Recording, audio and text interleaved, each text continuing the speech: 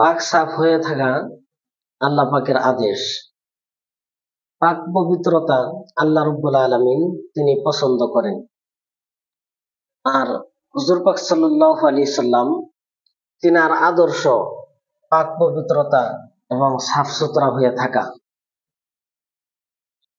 এই ব্যাপারে আল্লাহ রাব্বুল আলামিন কোরআনে কারিমের মধ্যে আদেশ করলেন আমাদেরকে, ওয়া ইন কুনতুম জুনুবান ফাত্তাহহারু, যদি নাপাক অবস্থায় যদি আসো তাহলে খুব ভালোভাবে পাক সাফ হয়ে নাও। হাদিস পাকের মধ্যে আপ আলাইহিস সালাতু ওয়াস সালাম তিনি বর্ণনা করেন, লা তাদখুলুল মালাইকাতু ফি বাইতান ফিহি সূরাতুন ওয়ালা কালবুন ওয়ালা জুনুবুন। আপ আলাইহিস সালাতু ওয়াস সালাম এই হাদিসের মধ্যে বর্ণনা করেন যে যে বাড়িতে তাসবির থাকে, ফটো থাকে, পিকচার থাকে, সেই বাড়িতে আল্লাহ পাকের রহমতের ফেরেশতা প্রবেশ করে না।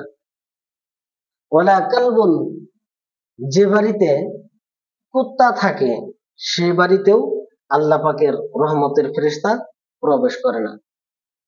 ওয়ালা জুনুবুন, আর যে বাড়িতে নাপাক অবস্থায় মানুষ থাকে, জুনুবি হালাতে মানুষ থাকে,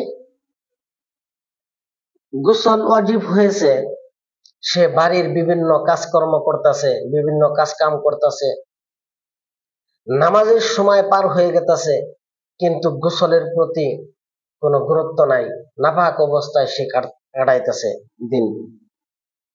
আর এইভাবে একটা আদি বানিয়ে নিয়েছে, নাপাকি অবস্থায় থাকার একটা আদি বানিয়ে নিয়েছে। এইরকম ভাবে যে বাড়িতে নাপাক অবস্থায় মানুষ থাকে সেই বাড়িতেও আল্লাহর রহমতের ফেরেশতা প্রবেশ করে না। পাক সাফ হয়ে থাকা আল্লাহ পাকের আদেশ, হুজুর পাক সাল্লাল্লাহু আলাইহি সাল্লাম তিনারও আদর্শ।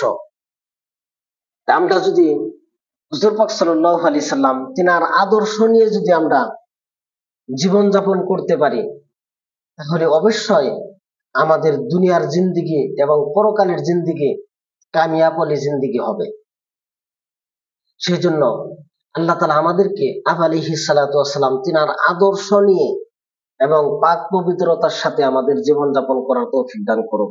আমিন।